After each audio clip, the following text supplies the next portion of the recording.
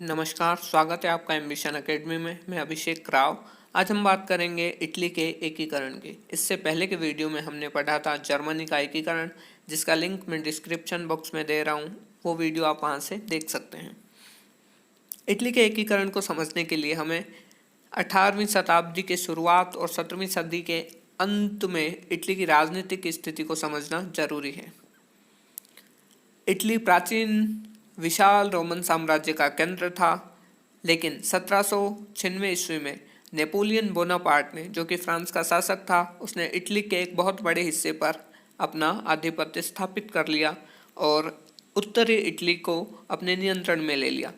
18वीं शताब्दी के शुरू में 1815 आते आते सारी की सारी यूरोपीय शक्तियों ने नेपोलियन बोनापार्ट को हराकर इटली के अलग अलग प्रांतों पर अपना साम्राज्य, अपना नियंत्रण स्थापित कर लिया।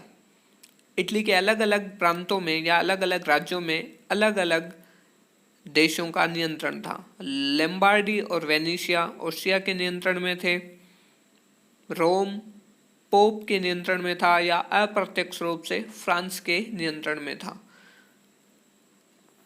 तो इस तरीके से इटली में बहुत सारे छोटे छोटे राज्य थे और उन पर विदेशी शक्तियों का प्रभुत्व था।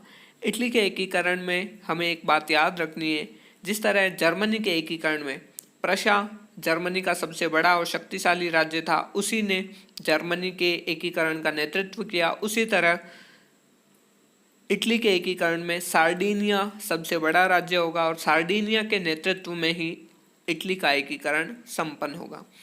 इटली के एकीकरण में बहुत सारे व्यक्ति और संगठन शामिल रहे।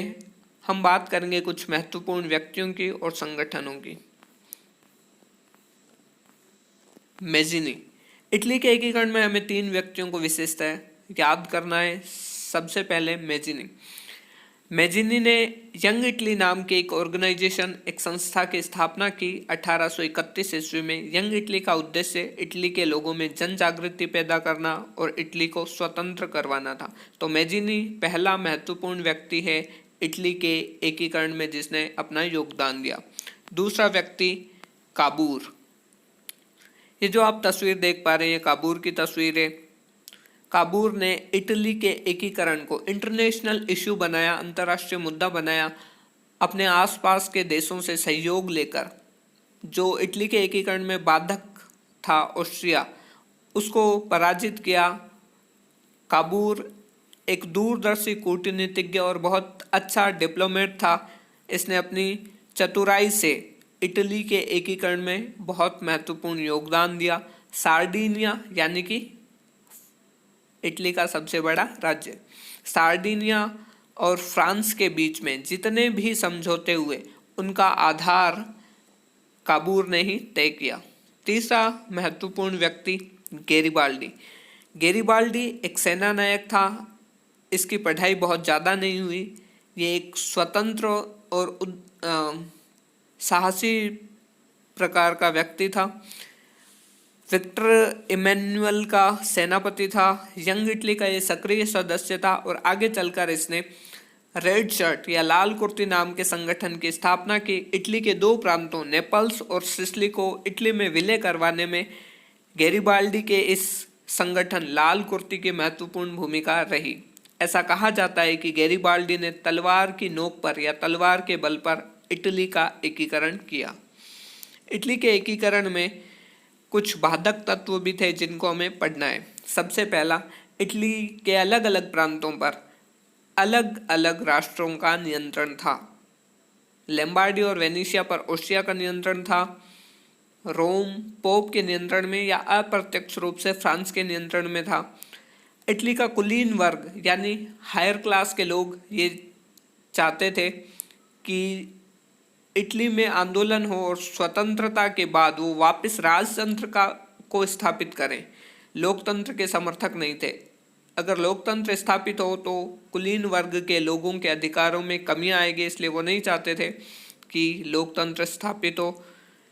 इटली में उस समय राष्ट्रीय चेतना का बहुत ज़्यादा अभाव था। इटली का एकीकरण जो है 5 चरणों में पूरा हुआ। हमने पढ़ा था जर्मनी का एकीकरण 3 चरणों में पूरा हुआ।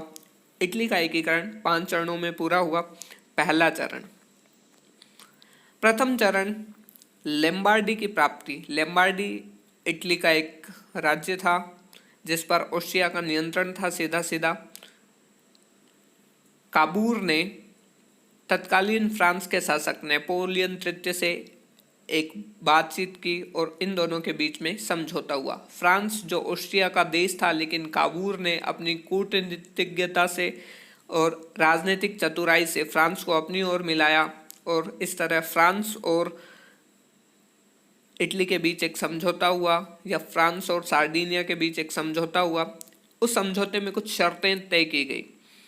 इस समझौते की शर्तें निम्न प्रकार थी। फ्रांस ऑस्ट्रिया के विरुद्ध इटली का युद्ध में सहयोग करेगा, और जब इटली और ऑस्ट्रिया के विरुद्ध ये युद्ध होगा तो फ्रांस 2 लाख की सैनिक सहायता इटली को देगा। युद्ध में जीत के बाद लैम्बार्डी और वेनेशिया पर इटली का अधिकार हो जाएगा। फ्रांस को नीस और सेवाई नाम के 2 प्रांत दिए जाएंगे और सार्डिनिया की राजकुमारी का विवाह फ्रांस के राजकुमार से कर दिया जाएगा। ये इस संधि की या समझौते की शर्तें थी। और बदले में जब ऑस्ट्रिया और इटली के बीच युद्ध होगा तो फ्रांस इटली का समर्थन करेगा। तो इसी तरह ऑस्ट्रिया और इटली या सार्डिनिया के बीच युद्ध शुरू होता है। फ्रांस सार्डिनिया की मदद करता है और इस युद्ध में इटली की जीत हो जाती है बहुत सारे मोर्चों पर और ऑस्ट्रिया की हार होती है। लेकिन बीच युद्ध में ही जब सार्डिनिया का वेनेशिया पर अधिकार हो जाता है तो युद्ध को छोड़ देता है और अब फ्रांस और ऑस्ट्रिया के बीच युद्ध चल रहा है। फ्रांस का ऑस्ट्रिया के साथ युद्ध करने का कोई औचित्य नहीं होता।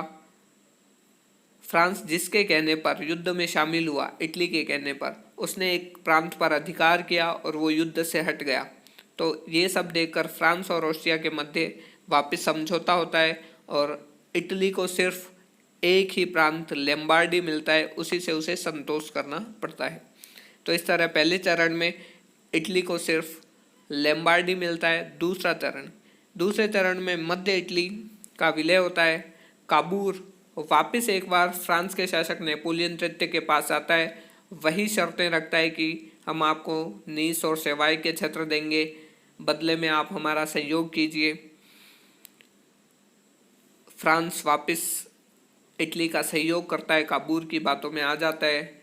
इटली के 8 राज्यों में जनमत संग्रह करवाया जाता है, जिनमें से 6 राज्य इटली में सम्मिलित होने के लिए और 2 राज्य जो कि समझौते के अनुसार फ्रांस को देने थे, नीस और सेवाई, वो फ्रांस को दे दिए जाते हैं। बाकी सारे राज्य इटली में मिला लिए जाते हैं। इस तरह इटली के एकीकरण का दूसरा चरण भी पूरा होता है।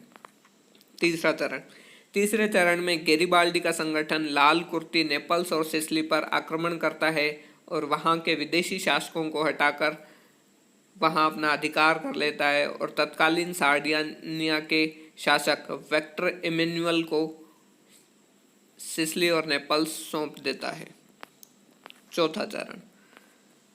चौथे चरण में प्रशा और ऑस्ट्रिया युद्ध में प्रशा का साथ देने पर इटली को प्रशा ने वेनेशिया प्रांत दिया और इस तरह वेनेशिया इटली में शामिल हो गया।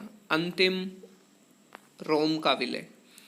रोम पर पोप का अधिकार था और पोप के राज्य की यानी रोम की सुरक्षा के लिए फ्रांस की सेनाएं तैनात रहती थी। लेकिन जब हम पढ़ते हैं जर्मनी का एकीकरण, तो जर्मनी के एकीकरण में फ्रैंको प्रशियन युद्ध होता है। उस युद्ध के समय फ्रांस को अपनी सारी सेनाएं रोम से हटानी पड़ती है।